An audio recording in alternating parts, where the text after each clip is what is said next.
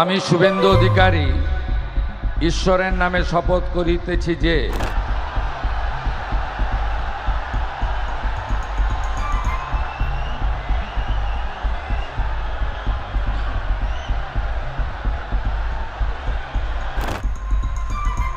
শিলিগুড়ি নিবাসী শ্রী মাখনলাল সরকার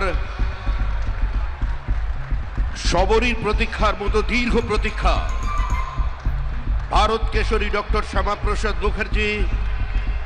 कोलकाता का ऐतिहासिक ब्रिगेड परेड ग्राउंड, भगवा रंग में रंगा हुआ मंच, हजारों की भीड़ और उसी मंच पर देश की राजनीति का सबसे बड़ा क्षण। पश्चिम बंगाल में बीजेपी सरकार के शपथ ग्रहण समारोह में शुभेंदु अधिकारी ने मुख्यमंत्री पद की शपथ ली और प्रधानमंत्री नरेंद्र मोदी खुद इस ऐतिहासिक पल के गवाह बने। लेकिन इसी भव्य समारोह के बीच जो एक नजारा कैमरे में कैद हुआ, उसने पूरे कार्यक्रम को भावनात्मक बना दिया। जैसे ही प्रधानमंत्री नरेंद्र मोदी मंच पर पहुंचे, उन्होंने मंच पर मौजूद एक बुजुर्ग व्यक्ति को देखकर अचानक अपने कदम रोक दिए। बिना किसी औपचारिकता के पीएम मोदी आगे बढ़े, उस बुजुर्ग को गले लगाया, उनके पैर छुए और फिर काफी देर तक उन्हें सम्मान और स्नेह से गले लगाकर खड़े रहे। यह पल इतना भावुक था कि खुद बुजुर्ग की आंखें नम हो गई और वहां मौजूद लोग भी कुछ देर के लिए शांत हो गए। कुछ ही सेकंड में यह दृश्य कैमरे में कैद हुआ और सोशल मीडिया पर वायरल हो गया।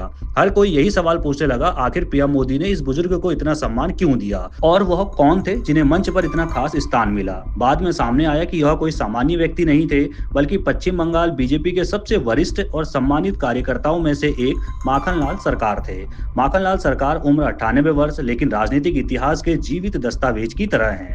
उनकी कहानी भारत के स्वतंत्रता के बाद के राजनीतिक संघर्ष से जुड़ी हुई है। बताया जाता है कि वो उन शुरुआती कार्यकर्ताओं में शामिल थे जिन्होंने राष्ट्रवादी विचारधारा के लिए जमीन पर काम किया। साल 1952 में वो श्यामा प्रसाद मुखर्जी के साथ कश्मीर आंदोलन का हिस्सा बने, जहां तिरंगा फहराने की कोशिश के दौरान उन्हें गिरफ्तार भी किया गया था। ये वही दौर था जब देश में राजनीतिक आंदोलनों की कीमत बहुत भारी हुआ करती थी। इसके बाद जब 1980 में भारतीय जनता पार्टी की स्थापना हुई तो माखनलाल सरकार ने पश्चिम बंगाल में संगठन को मजबूत करने की जिम्मेदारी संभाली। उन्हें पश्चिम दिनाजपुर, जलपाईगुड़ी और दार्जिलिंग जैसे जिलों में संगठन समन्वयक बनाया गया।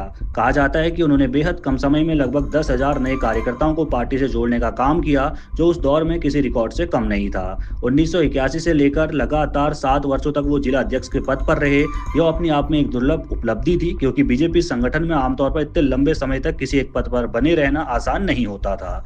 लेकिन माखनलाल सरकार ने अपने संगठन कौशल, जमीनी पकड़ और समर्पण के दम पर यह साबित किया कि वो सिर्फ एक कार्यकर्ता नहीं, बल्कि एक आंदोलन की नींव रखने वाले स्तंभ हैं। ब्रिगेड परेड ग्राउंड के इस मंच पर जब प्रधानमंत्री मोदी ने उन्हें देखा तो वो केवल एक बुजुर्ग कार्यकर्ता नहीं थे, बल्कि पूरी राजनीतिक विरासत का प्रतीक थे।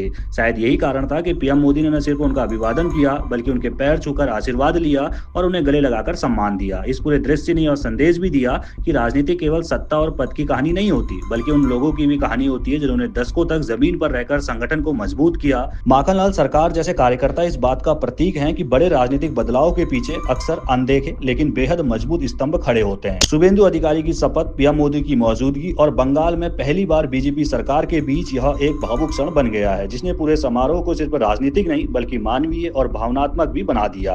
और इसी वजह से ब्रिगेड परेड ग्राउंड का यह दृश्य सिर्फ एक शपथ ग्रहण समारोह नहीं रहा, बल्कि सम्मान, संघर्ष और संगठन की लंबी यात्रा का एक जीवंत उदाहरण बन गया है। आप किस तरह देखते हैं इस पूरी रिपोर्ट को? अपनी राय कमेंट में रखना बिल्कुल ना भूलिएगा। और